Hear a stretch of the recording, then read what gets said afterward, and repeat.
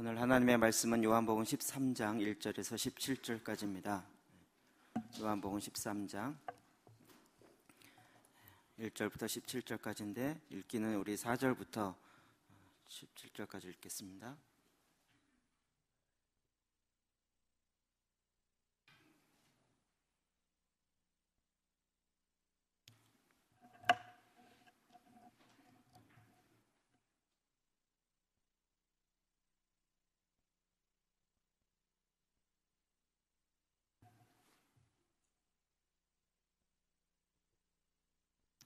같이 함께 읽읍시다. 시작.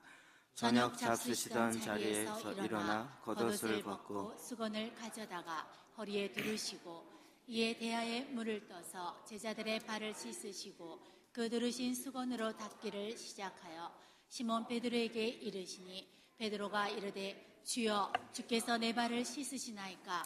예수께서 대답하여 이르시되 내가 아는 것을 내가 지금은 알지 못하나 이후에는 알리라. 베드로가 이르되 내 발을 절대로 씻지 못하시리이다.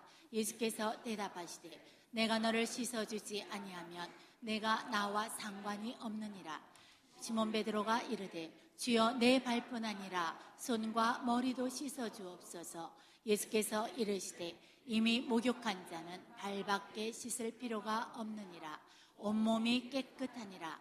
너희가 깨끗하나 다는 아니니라 하시니 내가 너희에게 행한 것 같이 너희도 행하게 하려 하여 본을 보였노라. 내가 진실로 진실로 너희에게 이르노니 종이 주인보다 크지 못하고 보냄을 받는 자가 보냄 자보다 크지 못하나니 너희가 이것을 알고 행하면 복이 있으리라. 아멘. 아멘. 우리가 계속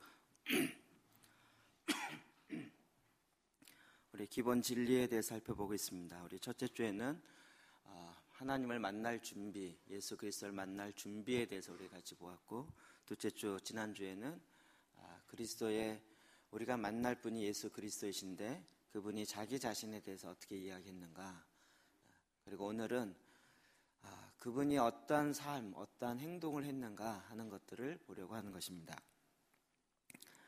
우리가 한 사람을 파악하기 위해서 본인이 자기 자신을 어떻게 얘기하는가 하는 것을 듣는 것도 중요하고, 뿐만 아니라 그 사람이 이야기한 대로 정말 그렇게 살아가는가. 우리가 보통 사람을 평가하고 사람을 알아볼 때 그 사람의 말을 갖고 알기도 하지만 그 사람이 말한 대로 실제로 사는가, 이런 것들을 주로 보게 되어지죠. 오늘은 예수님께서 지난주에 자기 자신에 대해서 이야기한 것뿐만 아니라 실제로 어떻게 살았는지, 또 그 사람의 그 성품의 됨됨이가 어떠했는지 하는 것들을 좀 살펴보기를 원합니다. 사람을 파악할 수 있는, 알 수 있는 기준이 성경이 우리에게 제시해 주고 있는데, 그것이 마태복음 7장 15절 20절입니다. 시작. 거짓 선지자들을 삼가라. 양의 옷을 입고 너희에게 나오나 속에는 노략질하는 일이라. 이러므로 그들의 열매로 그들을 알리라. 거짓 선지자들을 삼가라. 거짓 선지자들, 특히 하나님의 말씀을 나눈다고 하는 이 선지자들을 잘 분별하기가 쉽지가 않습니다. 이 거짓 선지자를 삼가해야 되는데 어떻게 우리가 그것을 알 수 있을까? 어떻게 합니까? 열매로 그들을 알 수 있습니다. 그들이 하는 말이 아니라 그들의 삶의 열매를 통해서 압니다. 이건 하나님께서 우리에게 제시해 준 기준인데, 저는 개인적으로 이 기준이 가장 마음에 들고 또 정확하다고 생각이 듭니다. 한 사람 한 사람을 알 때 그 사람이 자기 자신에 대해서 혹은 자기의 생각을 어떻게 주장하느냐, 이것도 중요하겠지만 그 사람의 열매가 어떠한가 하는 것을 통해서 아는 것이죠. 예수님의 열매가 어떠했는가, 또 나 개인의 열매는 어떠했는가, 이런 것들을 좀 아는 것이 필요합니다. 예수님이 정말 말씀하시는 대로 그렇게 살았는가, 행했는가, 이런 것들을 좀 찾아봐야 되는 거죠. 야고보서 2장 14절, 17절, 26절은 이렇게 이야기하고 있습니다. 시작. 내 형제들아, 만일 사람이 믿음이 있노라 하고 행함이 없으면 무슨 유익이 있으리요? 그 믿음이 능히 자기를 구원하겠느냐? 이와 같이 행함이 없는 믿음은 그 자체가 죽은 것이라. 영혼 없는 몸이 죽은 것 같이 행함이 없는 믿음은 죽은 것이니라. 아멘. 아멘.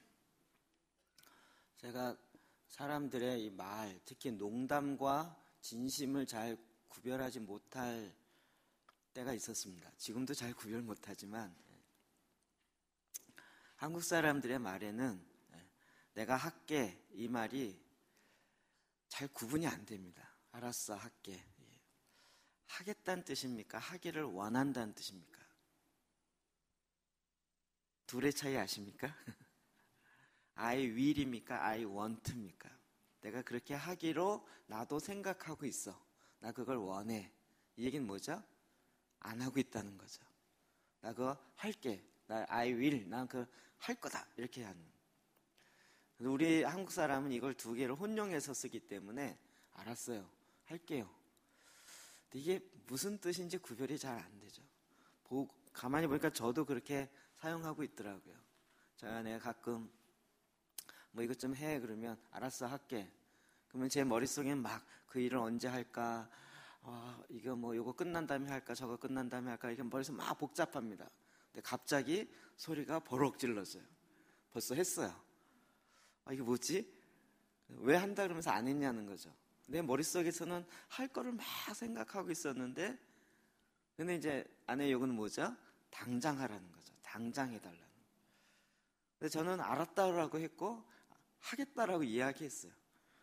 여기서 오는 이 차이점들이 많이 있더라고요. 그리고 또 간간히 내가 언제 하겠다라고 생각해놨다가 그걸 까먹는 거죠. 결국은 안 하는 거죠. 나 하기를 원하고 하려고 생각하고 있어. 그런데 결국은 안 한 거죠. 행함이 없으면 무슨 유익이 있겠습니까?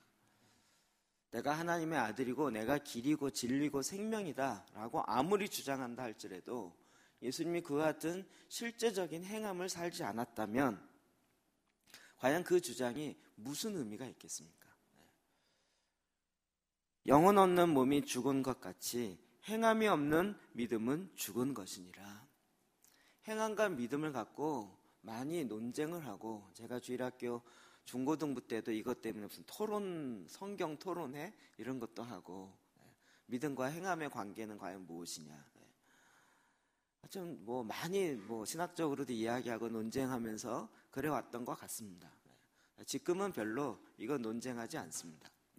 논쟁한다는 것 자체가 플라톤의 이원론적인 생각 속에 행함과 믿음을 분리해 놓고 따지고 있기 때문에 그런 것이고, 원래 성경의 구약적 히브리적 사고에는 행한다는 것과 믿는다는 것이 동일한 단어이고 동일한 개념이에요.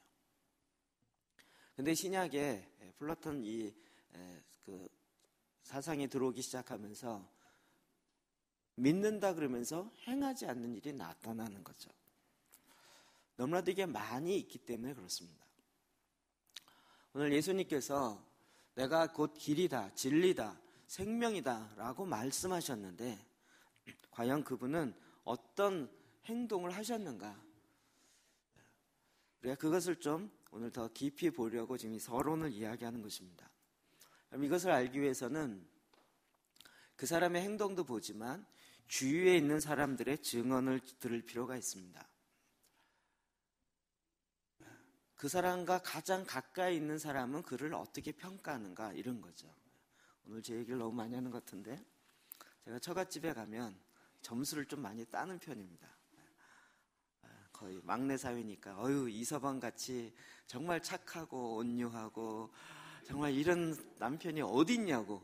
그러면 저희 아내가 뭐라 그럴까요? 살아봐. 살아봐. 가까이 있는 사람은 알죠.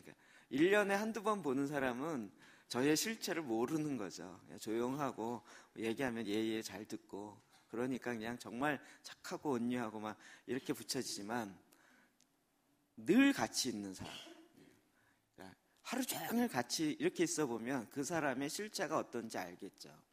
그러니까 예수님에 대해서 가장 잘 알 수 있는 사람이 누굴까요? 예수님과 가장 같이 오랫동안 있었던 사람 누굴까요? 베드로겠죠. 베드로가 나중에 베드로전서 후서를 씁니다. 그리고 예수님에 대해서 어떻게 평가하고 있는지를 한번 봅시다. 2장 22절 23절입니다. 시작. 그는 죄를 범하지 아니하시고 그 입에 거짓도 없으시며 욕을 당하시되 맞대어 욕하지 아니하시고 고난을 당하시되 위협하지 아니하시고 오직 공의로 심판하시는 이에게 부탁하시며. 아멘. 예수님에 대해서 이야기하면서 좋으신 선생님이다 이렇게 얘기하지 않고 굉장히 독특한, 보통 사람에게 쓸 수 없는 그런 표현으로 설명하고 있어요. 예수님은 죄를 범하지 아니하시고, 이분은 그냥 좋은 가르침과 좋은 말을 하는 선생님 이 정도가 아니라 죄를 범하지 않으신 분이라는 거예요. 그럼 이 세상에 어떤 선생님에게 이 선생님은 한 번도 죄를 범하지 않았습니다, 이렇게 얘기할 사람이 있겠습니까? 근데 베드로는 그와 함께 3년을 같이 먹고 같이 자고 하면서 그는 죄를 범하지 않으시고 뿐만 아니라 그 입에 거짓이 없으시며, 사람 중에 말에 실수가 없는 사람이 어디 있겠습니까? 그런데 3년 동안 같이 있어 보니까 그 입에 실수가 없으신 분이에요. 입의 권세와 그 입의 말이 정말 죽은 자를 살리고 병든 자를 고치며 진리의 말씀, 하나님의 말씀을 대언하며 그가 말하는 것은 곧 하나님의 말이라는 것을 같이 있어 보니까 알겠는 거예요. 욕을 당하시되 맞대어 욕하지 아니하시고, 고난을 받는데 막 2배로 갚아주는 것이 아니라 맞대어 대응을 안 해요. 안 하는 이유가 뭔지도 정확하게 알았어요. 고난을 당하시되 위협하지 아니하시고 오직 공의로 심판하시는 이에게 부탁하세요. 내가 위협하거나 내가 2배로 갚아주는 것보다 공의의 하나님이 심판하실 것이고 그분께 모든 걸 다 맡기시는 거예요. 예수님이 이 땅에 있을 때 많은 욕을 당하시고 고난을 당했지만 그로 말미암아 내가 너 뭐라 그러죠? 죽을 때까지 가서 너를 양가품해 줄 거야 이러지 않고 오히려 하나님께 다 맡기시고 이랬다고 그 최측근에 있는 베드로가 이야기한 것이죠. 이렇게 얘기하기가 쉽지가 않아요. 그것도 바로 옆에서가 아니라 이미 승천하시고 난 한참 후에. 여러분 또 이게 최측근이니까 좋게 얘기해야 되는 한국의 풍습처럼 얘기하지 않았을까 뭐 이런 생각을 할 수도 있을지 모르겠습니다. 예수님을 전혀 몰랐던 사람이 예수님 뭐라고 이야기했는지 봅시다. 요한복음 9장 32절 33절입니다. 시작. 창세 이후로 맹인으로 난 자의 눈을 뜨게 하였다 함을 듣지 못하였으니 이 사람이 하나님께로부터 오지 아니하였으면 아무 일도 할 수 없으리이다. 아멘. 이것은 이제 나면서부터 장님이었던 그 사람의 눈을 뜨게 한 사건과 관련되어 있습니다. 사람들은 이거 갖고 논쟁했죠. 이 사람이 장님인 것이 나면서부터 됐으니까 본인의 죄 때문이냐 부모의 죄 때문인가. 그러나 예수님은 그렇게 대답하지 아니하고 하나님의 일을 나타내기 위해서이다 라고 이야기하시면서 침을 땅에 뱉으시고 그 흙을 비겨서 눈에 바르시고 실로암 물가에 가서 씻으라고 이야기하죠. 제가 몇 번 말씀드렸죠. 이 표현이 저는 이게 생각해서 너무 웃겨요. 장님이 여기다가 진흙을 잔뜩 묻히고 가니까 사실 장님이 묻히거나 안 묻히거나 안 보입니다. 원래 안 보였기 때문에 여기다 진흙을 잔뜩 묻혀도 안 보입니다. 제가 보기에 이렇게 잔뜩 눈에다가 진흙을 묻혔으니까 꼭 뭐 같을까요? 메뚜기 같든지 무슨 곤충류 같은 이렇게 보이지 않았겠습니까? 무슨 가면 쓴 것처럼. 지나가는 사람이 뭐라 그랬을까요? 제가 드디어 갔구나. 눈이 안 보이더니 드디어 이상한 이러지 않았겠습니까? 이게 정상적인 행동이 아니죠. 그런데 예수님이 일부러 모든 사람이 보게 만들어요. 그래서 실로암 감에 실로암 그 연못에서 씻게 하시고 봐요. 어마어마한 사건이죠. 이로 말미암아 사람들이 깜짝 놀라. 장님 아니었냐? 맹인 아니었냐? 맞다. 근데 그날이 안식일이었어요. 또 이것 때문에 또 논쟁이 있어요. 도대체 안식일을 범하면서 이런 일을 한 사람이 과연 좋은 사람이겠냐, 죄인 아니겠냐. 아니, 죄인이 어떻게 눈먼 사람의 눈을 뜨게 하냐. 이거 두 개로 또 싸웠어요. 싸울 일이 별로 없나 봐요. 같은 계속 싸워요. 그래서 그의 부모를 찾습니다. 얘가 어떻게 해서 눈을 뜨게 됐냐. 근데 이미 예수를 고백하면 출교하기로 결정한 줄 알고 부모가 말을 안 하죠. 그리고 얘가 성인이니까 직접 물어보십시오. 자꾸 물어봅니다. 네가 어떻게 해서 눈을 떴느냐. 아니, 그 사람이 누구냐. 예수라는 것은 아는데 실제 그 주변에 없으니까 누구라고 이분입니다 이렇게 말할 수가 없어요. 하도 다급치니까 아니 왜 이렇게 묻습니까? 그래서 이 눈뜬 맹인의 이야기가 재밌어요. 당신도 그를 따르려고 합니까? 당신도 그의 제자가 되려고 합니까? 이 바리새인이 확 화가 내요. 나는 모세의 제자다. 나는 예수의 제자가 아니다라고. 그러면서 이 맹인이 하는 이야기가 정말 신기합니다. 정말 내가 보기에 확실한 것은 나는 전에는 장님이었다가 지금은 본다라는 사실입니다. 이것처럼 확실한 변화가 어디 있을까요? 그래도 다그치니까 그에게 이야기하는 거예요. 그게 32절이에요. 창세 이후로 맹인으로 난 자의 눈을 뜨게 하였다 함을 듣지 못하였으니 이 사람이 하나님께로부터 오지 아니하였으면 아무 일도 할 수 없으리라. 눈을 떴다라는 그 사건을 통해서 뭘 예수님이 어떤 분인지 알게 되냐면 하나님으로부터 왔다는 거예요. 아니 어떤 사람이 나면서부터 장님이었던 사람의 눈을 뜨게 하겠냐고, 다시 보게 하겠느냐는 거예요.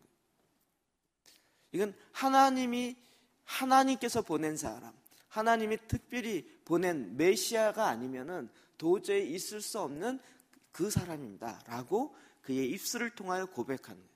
아니 맹인이 그 전에 예수님을 봤겠습니까? 눈이 못 뜨니까 보지도 못했겠죠. 뭘 예수님과 무슨 관계가 있었겠습니까?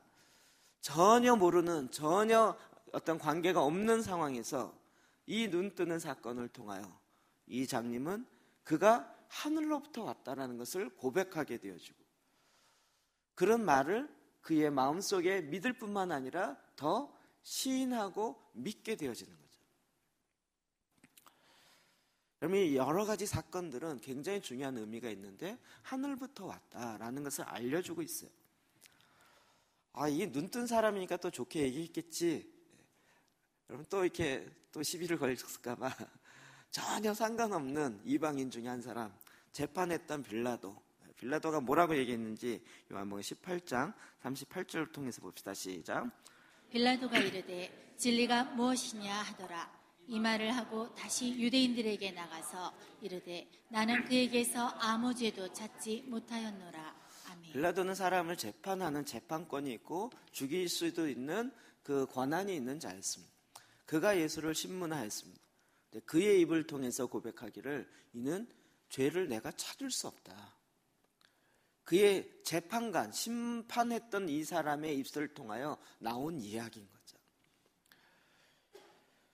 우리가 성경의 그 흐름을 통해서 빌라도가 예수를 십자가에 내어준 건 밀란이 날까봐, 그리고 자기의 지위가 훼손을 입을까봐 내어준 것에 불과하지, 그는 아무리 찾아봐도 예수님에게 죄를 찾을 수가 없다는.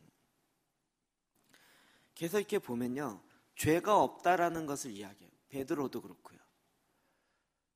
그리고 이 장님도 어떻게 죄인이 나면서부터 눈뜬 사람, 장님인 사람을 눈 뜨게 하겠느냐.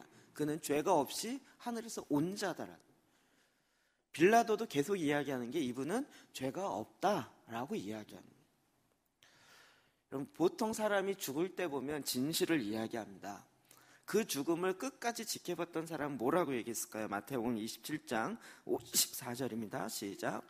백부장과 및 함께 기술을 지키던 자들이 지진과 그 일어난 일들을 보고 심히 두려워하여 이르되 이는 진실로 하나님의 아들이었도다 하더라. 아멘. 만약에 예수님이 정말 하나님의 아들이 아닌데 하나님의 아들로 주장이 되어서 자기도 어쩔 수 없이 십자가를 졌다. 그러면 어떻게 될까요? 십자가를 지면서 야, 나 원래 하나님 아들 아니었어. 나 아니야. 왜 이래? 나 좀 살려줘. 이러지 않았겠어요? 아니면 죽으면서 억울하다 이러든지. 그런데 죽는 순간까지 나는 하나님의 아들이라는 거예요. 아니, 죽음의 순간까지 거짓을 증명하기 위해서 어금니를 깍 깨물면서 나는 죽는 순간에도 하나님의 아들이라고 이야기할 수밖에 없다. 이렇게 하면서 죽는 사람이 어디 있겠냐. 그의 죽음을 쭉 지켜봤던 백부장과 그 군병들이 이는 실로 하나님의 아들이었도다. 굳이 그렇게 얘기할 필요가 없는 사람까지도 이렇게 이야기하는 거예요. 그러니까 예수님께서 이 땅에서 살았던 그 삶의 실제를 보면 그 일을 실제로 행하신 거죠. 그 일 중에 오늘 우리가 아까 밑에 것 보지 않았는데 요한복음 13장이 있습니다. 이 13장 우리가 잘 아는 세족식입니다. 제자들의 발을 씻기는 장면. 근데 이 발을 씻기는 장면의 배경이 무엇인가를 우리 좀 알 필요가 있습니다. 1절과 3절 봅시다. 시작. 유월절 전에 예수께서 자기가 세상을 떠나 아버지께로 돌아가실 때가 이른 줄 아시고 세상에 있는 자기 사람들을 사랑하시되 끝까지 사랑하시니라. 저녁 먹는 중 예수는 아버지께서 모든 것을 자기 손에 맡기신 것과 또 자기가 하나님께로부터 오셨다가 하나님께로 돌아가실 것을 아시고. 아멘. 아멘. 그럼 이 사건이 유월절 전에 일어납니다. 우리가 절기를 공부해서 좀 아시겠죠? 유월절 뭐 하는 날이죠? 1월 매 유대력의 종교력에 의한 첫째 달 그 14일에 어린 양을 잡는 15일부터 시작해서. 그러면 유월절은 어린 양을 잡는 날이에요. 딱 유월절 그러면 어린 양 딱 생각이 나죠. 유월절 바로 직전에 예수께서 자기가 세상을 떠나 아버지께로 돌아가실 때가 이른 줄 아시고 이제 내가 여기를 떠나서 하나님 아버지께 다시 돌아갈 때가 됐어. 즉 이제 떠날 때가 됐어요. 마지막 때가 되어가고 있다고. 그럼 마지막 떠날 때가 되면 사람이 마음이 어떻게 되는지 아시죠?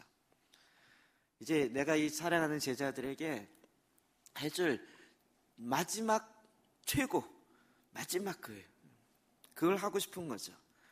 주님이 어떻게 하셨어요? 세상에 있는 자기 사람들을 사랑하시되 끝까지 사랑하셨어요. 이 세족식은 끝까지 사랑하려는 예수님의 그 마음의 의도가 담겨져 있는 예수님의 행동인 거예요. 뿐만 아니라 3절에도 보면 저녁 먹는 중에 예수는 아버지께서 모든 것을 자기 손에 이 제자들을 다 맡기신 것과 자기가 하나님으로부터 오셨다가 하나님께로 돌아가실 것을 아시고 또 내가 하나님으로부터 왔다가 다시 하나님께 돌아갈 것에 대해서 이제 마지막 예수님에게 있어서는 마지막 유월절이죠. 그때가 된지를 아시고 끝까지 제자들을 사랑하시기로 하시고 그리고 이 일을 행하셨다.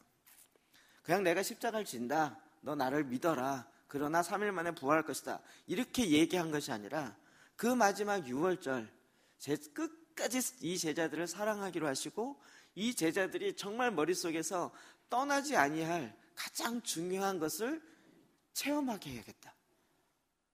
그래서 예수님이 이 일을 행하셨다고요. 우리가 잘 아는 것처럼 제자들의 이제 발을 씻기십니다.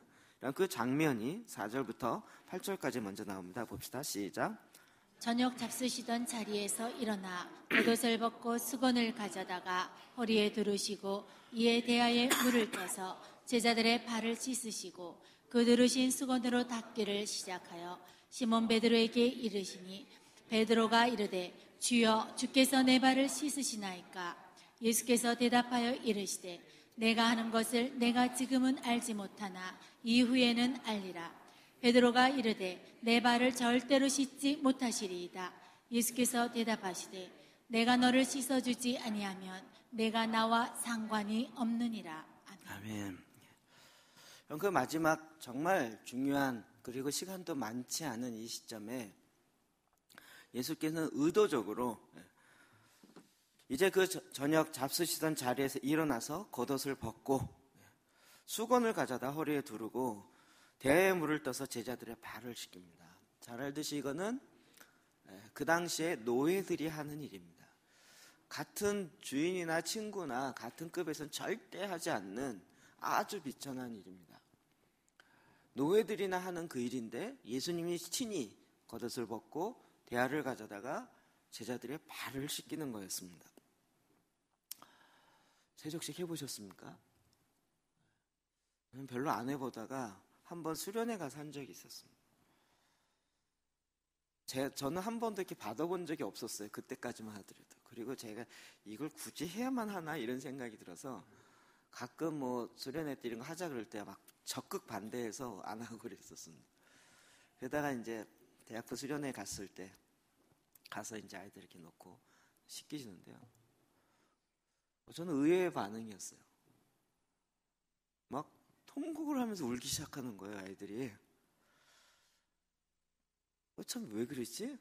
제가 이걸 경험을 못해서 별로 이렇게 느낌이 없었어요. 의외로 막 울기 시작하는 거예요.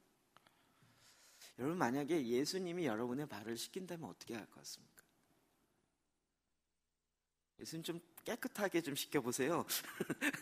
아, 거기 이렇게 말고요. 이렇게 간지러워요. 이렇겠습니까?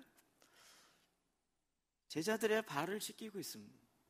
분위기가 좀 숙연해지겠죠. 약간 꼭 이게 맞는지 모르겠지만 제 입장에서 적용하자면 목사님의 마지막 은퇴식에 장로님들을 놓고 은퇴식은 보통 은퇴하는 목사님이 주인공 되잖아요. 근데 그러지 않고 갑자기 대화를 떠나오더니 그 장로님들과 성도들의 발을 씻기는 거예요. 그래서 내가 마지막으로 여러분을 위해서 할 수 있는 일입니다. 뭐 이렇게 되는 거예요. 이게 갑자기 확 이렇게 상황이 뒤집어진 것 같잖아요. 사람들이, 제자들이 말을 못해요. 이 분위기에서 말을 못하는 거예요. 이해는 안 되는데 예수님이 행하시니까 그 12명의 제자 중에서 말을 못해요. 그냥 하는 대로 오오오 이러다가 그냥 있는 거죠. 그 속에서는 다들 예수님이 왜 이러시지? 뭐 이런 이렇게 궁금증이나 막 묻고 싶은 생각이 있는데 예수님이 하시는 행동이 워낙 특이하니까 제자들 중에서 말을 못하는 거예요. 이 베드로가 몇 번째 발을 씻겼는지 성경에 안 나와요. 제가 보기에 첫 번째는 아니었을 것 같아요. 제자들의 발을 씻으시고 그 두르신 수건으로 닦기를 시작하여 시몬 베드로에게 이르니, 그 앞에 몇 명을 씻었어요. 누굴 씻었는지 모르지만 일단 뭐 요한과 야고보와 몇 명을 씻었어요. 그리고 이제 베드로에 이르렀어요. 딱 씻기려고 하니까 베드로는 역시 분위기와 상관없이 궁금한 건 못 견디는 거예요. 주님, 안 됩니다. 내 발은 씻길 수 없습니다. 늘 행동보다 이 말이 먼저 나가는, 속에 있는 것을 도저히 담아둘 수 없고, 이 얘기를 하는 순간 제가 보기에 다른 제자들도 속이 시원했을 것 같아요. 자기도 그럴 것 같은데 나는 말을 못하고 그냥 주점주점하고 있었는데. 그런데 예수님이 뭐라고 대답하십니까? 내가 하는 것을 내가 지금은 알지 못하나 이후에는 알리라. 베드로가 이르되 내 발을 절대로 씻지 못하시니라. 또 한 번 하니까 예수님이 더 세게 얘기하십니다. 예수께서 대답하시되 내가 너를 씻어주지 아니하면 내가 나와 상관이 없느니라. 내가 너의 발을 씻어주지 아니하면 내가 나와 상관이 없느니라. 이 굉장히 어마어마한 얘기예요. 내가 너의 발을 씻기지 않으면 너는 나와 상관이 없다. 아니, 이게 세족식이 뭐길래 갑자기 발을 안 씻기면 너랑 상관이, 아니 그동안 3년 동안 같이 했는데 이거 안 씻겼다고, 이거 난 안 됩니다 이랬다고 상관이 없다는 거예요. 예수님 너무 이게 과장법일까요? 내가 씻기겠다는데 말 잘 들어. 이 협박일까요? 그건 아니겠죠. 도대체 이게 무슨 의미를 갖고 있길래 내가 너를 씻기지 않으면 너와 내가 상관이 없다까지 이야기하시겠는가요? 제 이 말씀을 다시 이렇게 묵상해 보면서 이거는 그냥 예수님의 제자들의 발을 씻기시고 너희도 섬겨라, 다른 사람 섬겨라, 그 정도의 얘기에서 멈춰지지 않는다는 거죠. 그것도 6월절 어린 양 되시는 예수 그리스도가 6월절 바로 직전에 마지막 만찬 그 가까워하는 그 시점에 발을 씻긴다라는 것은 더 깊은 의미가 있다는 거예요. 그 의미가 이제는 좀 느껴지시지 않으시나요? 어린 양의 피로 제자들의 발을 씻긴다고요. 이 관련된 장면이 요한계시록에 나타납니다. 7장 14절 볼까요? 시작. 내가 말하기를 내 주여 당신이 아시나이다 하니 그가 나에게 이르되 이는 큰 환난에서 나오는 자들인데 어린 양의 피에 그 옷을 씻어 희게 하였느니라. 아멘. 7장에 보면 이제 7 인심판 6개 끝나고 그 다음에 나오는 14만 4천에 대한 나오는 이야기입니다. 그들이 다 하나님을 찬양하니까 그 중에 한 장로가 이야기하기를 이 사람들이 어디서 나왔냐 이렇게 이야기하는 거예요. 우리가 아까 찬양했던 그 찬양 구원하심이 14만 4천 명이 주님을 찬양해요. 보좌에 앉으신 이와 어린 양께 찬양과 영광을 세세 무궁토록 돌려요. 그러니까 이거 보고 깜짝 놀라면서 장로 중에 한 사람이 묻는 거예요. 도대체 이 사람이 어디서, 흰옷을 입은 사람이 어디서 나왔느냐. 그랬더니 내가 말하기를 내 주여 당신이 아시나이다 하니 그가 나에게 이르되 이는 큰 환난에서 나오는 자들인데 큰 환난을 통과한 자들이라는 거예요. 그런데 어린 양의 피에 그의 옷을 씻어 희게 하였느니라. 좀 문장은 안 맞는 것 같지 않아요? 피에 씻으면 옷이 어떻게 될까요? 빨개져야겠죠. 피로 씻으면 하얘지는 게 아니라 빨개져야겠죠. 그런데 그 피로 씻어서 하얘진다. 의미를 우리 아시죠? 옷이라는 것은 그의 겉옷을 이야기하는 그의 신분을 이야기하는 것이죠. 그의 어린 양의 피로 씻어서 그를 하얗게 흰옷을 입은 하나님의 거룩한 성도요 주님을 찬양하는 자들이 되게 했다. 이 의미가 유대인들에게는 너무나도 쉽게 다가오죠. 성막에 들어갈 때마다 어린 양의 피를 받고 그 피를 뿌립니다. 그 피를 뿌려서 구속한다, 속죄한다 이 얘기인데 이게 다른 표현으로는 씻는다라는 거예요. 죄악을 씻는다라는 거예요. 그 피로 뿌려서 그 사람의 그 물건의 죄악을 씻어내는 거예요. 그러니까 지금 6월절에 어린 양 되시는 예수님께서 제자들의 발을 씻는다. 이거는 의미가 딱 맞죠. 지금 예수님께서 친히 어린 양이 되셔서 제자들의 죄악을 가장 흉악하고 가장 낮은 그 발을 씻기고 있는 거예요. 내가 너의 죄악을 씻기지 아니하면 너와 내가 상관이 없느니라. 맞죠? 예수님께서 우리의 가장 연약하고 가장 치부가 되어지는 그 죄악들을 씻기지 아니하면 너와 상관이 없느니라. 예수님 우리에게 오셔서 자꾸 뭘 이야기하세요? 내가 너의 연약함을 감당한다는 거예요. 내가 연약함을, 너의 부족함을 내가 친히 죄 없는 내가, 흠없는 내가, 흠없는 어린 양 같은 내가 너에게 이것을 행하겠다는 거예요. 이것은 우리에게 너무나도 중요한 의미를 부여하고 있습니다. 우리는 주님 앞에 나아갈 때 주님의 성품에 굉장히 내가 보고 싶은 성품만 자꾸 이렇게 하려고 그래요. 주님 내 발 씻기는 거 이런 거 말고요, 그냥 나에게 면류관 주세요. 그런 거 말고요, 나에게 그냥 축복해 주세요. 예수님 자꾸 아니 내가 너의 발을 씻겨야 돼. 발은 내가 씻을게요. 아니면 다른 사람 씻겨도 되니까 나에게 내가 원하는 거 이거 주세요. 주님이 아주 크게 이야기하는 거예요. 내가 너를 씻기지 아니하면 너와 내가 상관이 없다고. 우리는 내가 갖고 있는 내 연약함, 내 부족함, 이 문제를 내가 해결하고 나서 내가 할 수 있는 잘하는 것 갖고 주님 만나려고 하는데, 주님은 그렇게 이야기하는 것이 아니라 너의 그 연약함, 너의 그 죄악을 내가 씻기지 아니하면 너는 그 문제 해결될 수가 없다는 거예요. 베드로가 딱 감이 왔겠죠. 주님이 지금도 저와 여러분을 향해서 이렇게 이야기했어요. 저는 주님을 이렇게 생각할 때마다 제가 고등학교 때 읽었던 책 중에 아주 충격이 지금까지 오는 게 예수라면 어떻게 할 것인가 라는 것이죠. 예수님이라면 어떻게 할까? 예수님이라면 어떻게 할까? 예수님이 행하신 것들 보면 너무 다양해요.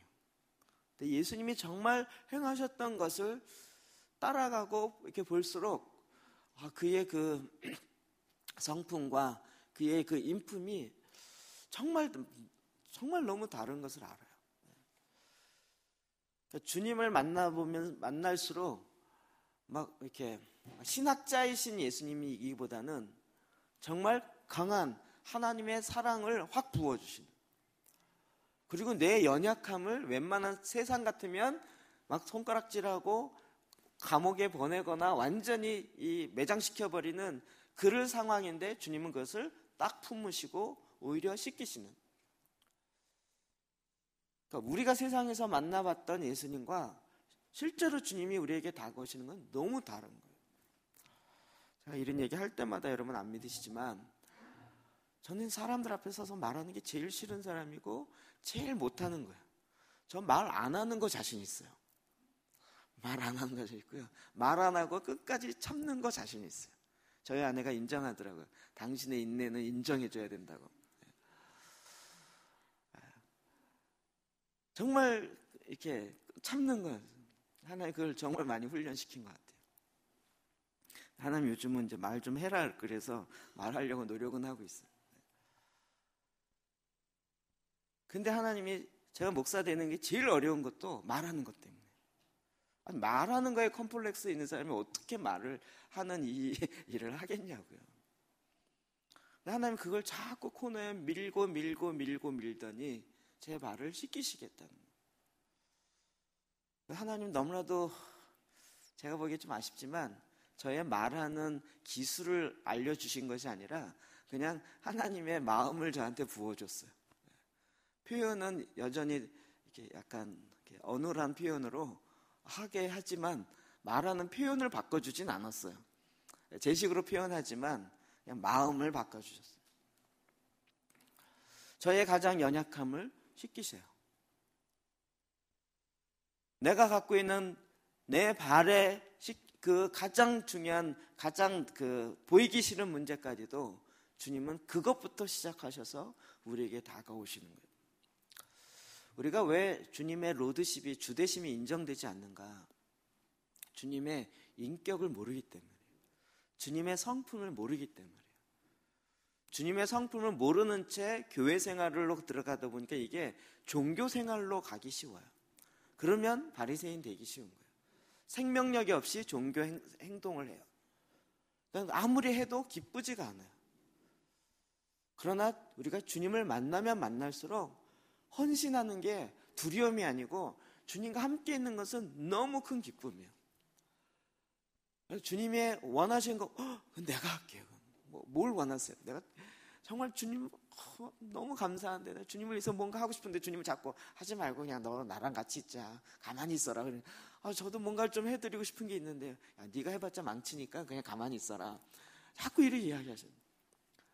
그러다 어떨 때 한번 주님이 탁 이렇게 시선을 보는데 저쪽을 보면서 눈물이 찔끔 나오는 것 같아요. 그러면 제가 그거 좀 해볼게요. 이러면서 나오기 시작합니다.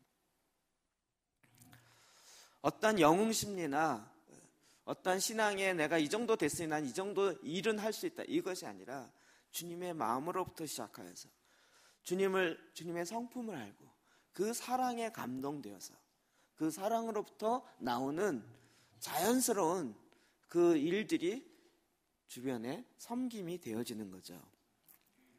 그래서 예수님이 이 일을 끝내놓고 나서 다시 제자들에게 이걸 정리하면서 말해주고 있어요. 그게 14절부터 17절입니다. 시작. 내가 주와 또는 선생이 되어 너희 발을 씻었으니 너희도 서로 발을 씻어주는 것이 옳으니라. 내가 너희에게 행한 것 같이 너희도 행하게 하려 하여 본을 보였노라. 내가 진실로 진실로 너희에게 이르노니 종이 주인보다 크지 못하고 보냄을 받은 자가 보낸 자보다 크지 못하나니 너희가 이것을 알고 행하면 복이 있으리라. 아멘. 주님께서 왜 이렇게 행했는지를 우리에게 설명해 주고, 이건 우리가 잘 알고 있는 내용이에요. 너희가 나를 주라 선생님이라고 이야기하는데, 주든지 선생님인지 다 좋은데 내가 행하는 것처럼 너희도 행하게 하기 위해서 이 일을 행했다는 거예요. 그러면서 마지막 17절, 너희가 이것을 알고 행하면 복이 있으리라. 너희도 내가 너희와 함께 있으면서 행했던 이와 같은 삶을 행하라는 거예요. 행함이 없는 믿음은 죽은 믿음이고, 행함이 없는 그런 삶은 신앙의 바른 삶이 되어줄 수가 없어요. 주님은 우리에게 행할 것을 이야기하셨어요. 제자들에게 친히 본인이 행하시고 그것을 제자들이 다 경험하셨어요. 제 생각하기에 그냥 저의 추측이지만 제자들은 아마 서로 예수님 십자가에 달릴 때에는 제자들이 예수님 십자가를 지러 막 잡혀가는 그 순간에 제자들이 했던 건 뭐예요? 누가 더 크냐 갖고 싸웠죠. 그래갖고 막 엄마 치맛바람까지 일으키면서 왼편에 오른편에 앉혀주십시오 막 이러면서 누가 높으냐 갖고 싸웠어요. 그런데 이 사건을 딱 경험하고 예수님 십자가에 돌아가시고 부활하시고 승천하시고 난 다음에 제자들이 또 누가 높으냐 갖고 싸우려고 하지 않겠습니까? 그런데 그때마다 딱 뭐가 생각날까요? 내 발을 씻기시는 예수님. 너희도 이렇게 행하라는 거예요. 그들 향하여 더 높아지기보다는 그들의 가장 부족하고 연약한 것을 씻기면서 살아가는 삶을 살아라 라고 보여주신 거죠. 그러니까 그 제자들의 삶이 그 이후에 계속 이것이 사라졌겠죠. 베드로가 야 예수님 가셨으니까 이제 내가 최고야. 내가 이 교회 예루살렘 교회 내가 당회장이야. 내 밑에 줄 서. 서열 1, 2, 3, 4 이렇게 했겠습니까? 그럼 서열이 언제 매겨져요? 콘스탄틴이 기독교를 공인하고 나서 313년에 14년에 그리고 나서 성직이라는 걸 놓고 성직의 서열을 매기죠. 그럼 그건 예수님에서 나온 것이 아니고 콘스탄틴이라는 기독교를 하나님을 제대로 믿지도 않는 그냥 통치 개념으로 받아들이려고 했던 사람에 의해서 만들어지는 거죠. 그는 예수님의 제자들의 발을 씻기는 것을 실제적으로 산 것이 아니라 그냥 듣고 그의 삶은 아니었던 거죠. 그러나 제자들의 삶은 끝까지 가서 섬기며 이것을 행하면 복이 있다라는 것을 아는 거죠. 우리는 복을 거절하지 않아요. 그런데 어떻게 하나님께서 이 복을 우리에게 주시는지 주님의 방법을 아는 거죠. 빌립보서 2장 5절부터 8절입니다. 시작. 너희 안에 이 마음을 품으라. 곧 그리스도 예수의 마음이니 그는 근본 하나님의 본체시나 하나님과 동등됨을 취할 것으로 여기지 아니하시고 오히려 자기를 비워 종의 형체를 가지사 사람들과 같이 되셨고 사람의 모양으로 나타나사 자기를 낮추시고 죽기까지 복종하셨으니 곧 십자가에 죽으심이라. 아멘. 예수님의 마음을 배우라. 예수님의 마음을 품으라 이야기하면서 낮아지고 죽기까지 복종하셨다 이 이야기를 하고 있어요.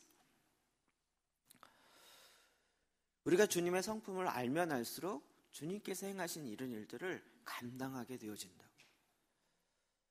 이게 어떤 좋은 선한 일이다라는 차원이 아니라 하나님이 주시는 그 말씀, 하나님 예수님을 만난 예수님의 성품으로부터 오는 하나님의 역사를 보는 거죠.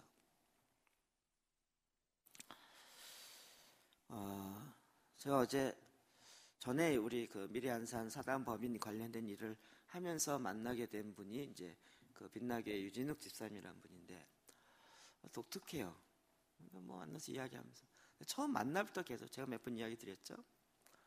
지난 목요일 날도 회의를 하고 그리고 독특하게 한 일을 전에부터 알고 있었지만 그게 궁금해져요. 그래서 물어봤죠. 구체적으로 어떻게 하는지 물어봤어요. 그러니까 토요일마다 하는 밥차, 이 무료 급식에 대한 거예요.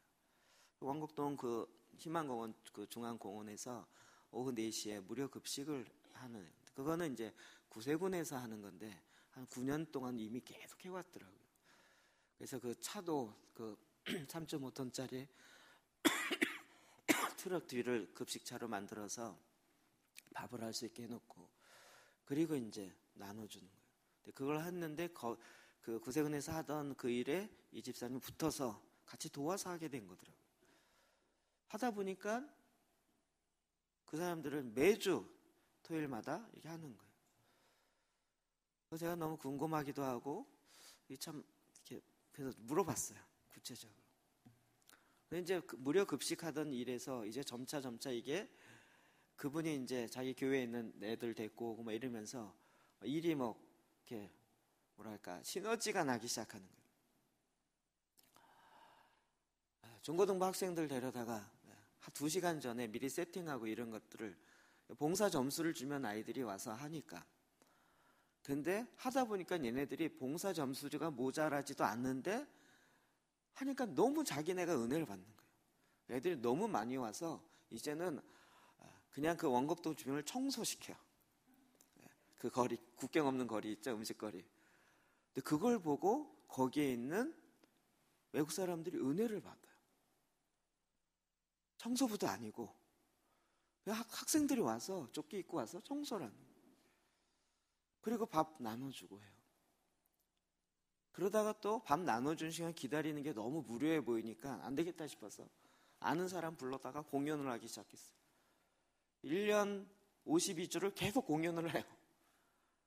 공연팀, 아는 팀, 자기가 뭐 그분 잘못 걸리면 계속 그 공연팀 부탁하게 돼 있어요. 심지어는 그 공연팀이라 그래서 뭐 별거 아닌데 어떨 때는 뭐 되면 뭐 관현악 사중주 야 너 와 이리 와서 해야 돼. 해 그러면 벌써 한 40분은 해야 돼요. 노래를 해도 한 40분 해야 돼요. 밥 되는 데가 한 40분, 1시간 내지 1시간 반 걸려서 그동안 공연을 해야 돼요. 그러면서 계속 거기다가 또 그 일에 이제 사람들이 붙기 시작하는 거예요. 그러면서 사람들 만나보니까 그곳에 있는 사람들의 실정이 어떤지 알겠는 거예요. 그래서 저하고 만나서 계속 뭐 결핵 얘기하고 타가 이야기하고 뭐 계속 이야기하는데 어제는 이제 가보고 싶은 마음이 들어서 가보고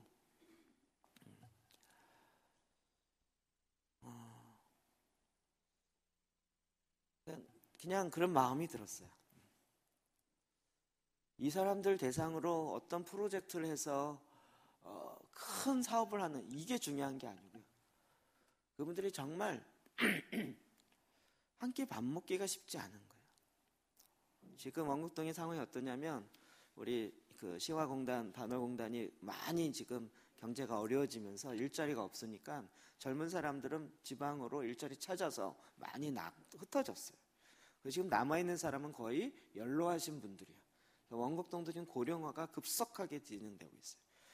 그러다 보니 자식들은 뭐 한 달에 한 번 올까 말까 하고요. 거기에 있는 할머니, 할아버지들이 그냥 살아요. 쪽방 조그만 데서.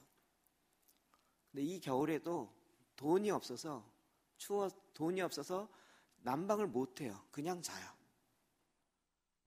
그리고 그 낮이 되면 이 1월달, 2월달에도 그 낮에 햇볕 쬐는 것이 따뜻하니까 거기에 햇볕을 쬐면서 서너 시간을 누워 있어요. 그리고 한 끼 먹으면서 또 그렇게 살아요. 그걸 보면서 이분이 이걸 해야 되겠다 해서 계속 한 거더라고요. 제가 이게 무슨 얘기인지가 이렇게 몸으로 느낌으로 확 오기 시작했어요. 뭐 거창하게 뭐 무슨 아이들 뭐 어떤 프로젝트 뭐 이런 게 아니고요. 그냥 그들의 발을 씻게 할 일들이 너무 많은 거예요. 그걸 보고 그냥 한 거더라고요. 그분이 무슨 복지학을 전공한 것도 아니고 무슨 사회에 뭘 한 것도 아니고 그냥 그 필요를 보고 낮아지고 그들의 발을 씻기고 그들의 삶을 그냥 함께 하는 거예요. 우리 주위에 너무나도 이런 일들이 굉장히 많아요.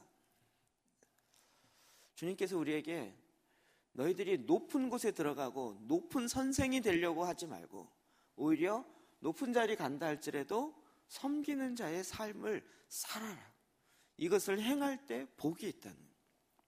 여러분, 그렇게 행했던 예수님을 봤던 제자들의 삶은 어땠을까요? 예수님의 성품을 직접 맛본 사람은 그대로 살았겠죠. 그대로 행했겠죠. 예수님이 그냥 내가 십자가 못 박혀 죽는데 너희들은 섬기는 삶을 살아야 돼 막 가르쳤어요. 가르치기만 하고 행동하는 것을 구체적으로 안 보였다면 제자들이 어떻게 낮은 자의 삶을 살까 고민을 많이 했었을 것 같아요. 근데 제자들의 머릿속에 잊혀지지 않도록 노예들이 하는 그 발을 씻기는 일을 예수님이 친히 딱 하시고 그의 발을 씻기시고, 모르긴 해도 아마 울음바다가 되지 않았을까 싶어요. 이걸 기억하면서 혹시 다음번이라도 세족식을, 예수님이 안 계신 상황에 베드로가 세족식을 했다면 그들은 머릿속에는 다 이 생각이 있었겠죠. 예수님께서 노예가 되셔서 어린 양의 피로 우리를 씻기시는, 그 죄를 씻기시는 예수님의 그 삶이 완전히 그의 마음속에 들어오기 시작하고, 주님이 나를 향해서 그렇게 섬겼던 그 섬김이 나를 향해서 오기 시작하는. 여러분, 주님의 삶을 잘 묵상해 보십시오. 저도 몇 번 아니지만 주님께 기도하면서 받은 말씀들이 저의 삶을 완전히 바꾸는 게 많아요. 제가 몇 번 간증했지만요, 기도할 때 주님, 나 도저히 힘들어서 못하겠어요 이러고 막 넋두리 하면서 혼날 줄 알았더니 주님이, 그래, 내가 네가 힘든지 잘 안다, 쉬어라. 제가 그 얘기 듣고 깜짝 놀랐어요. 평생 들어본 일이 없는 얘기예요. 저희 아버지 맨날 남자가 어디 뭐가 힘들어 막 이러면서 늘 혼났었는데, 혼날 줄 알고 딱 투정했는데 예수님의 반응은 그것이 아니라, 그래, 내가 너 힘든 걸 안다 이거예요. 그 한마디에 완전히 마음이 확 무너지더래요. 주님은 저의 모든 걸 아시고 그것을 그냥 품으시고 가시는 거예요. 여러분, 주님을 경험하면 경험할수록, 주님의 성품을 알면 알수록 주님께 빠져 들어갈 수밖에 없어요. 주님을 사랑할 수밖에 없어요. 그 사랑의 마음이 우리 안에 녹아질 수밖에 없어요. 이게 무슨 신학입니까? 학문입니까? 무슨 주의 이렇게 나와야 될 것입니까? 그냥 삶으로 자연스럽게 나온 것들이에요. 죄 없으신 그가 오히려 죄인인 제자들의 가장 낮은 발을 씻기시면서 그 삶을 살아낸 거죠. 야고보서 1장 22절 볼까요? 시작. 너희는 말씀을 행하는 자가 되고 듣기만 하여 자신을 속이는 자가 되지 말라. 아멘. 말씀을 행하는 자가 되고 듣기만 하여, 듣기만 하는 건 자기를 속이는 자라고요. 이 시대는 너무나도 듣기만 하는 경우가 많이 있어요. 듣기만 하여 자기를 속이지 말고 이제 주님이 행하셨던 그 삶을 보면서 그 주님을 만나시고, 그 주님의 성품 가운데 나에게 오시는 하나님의 그 주님이 어떠한 분인지를 인격적으로 만나시고, 그리고 그렇게 주님이 행하신 것 같이 너도 행하는 자가 되어서 이것을 행하는 자마다 복이 있으리라 주님이 말씀하시는 그 말씀을 이루시기를 주의 이름으로 축복합니다. 기도하시겠습니다.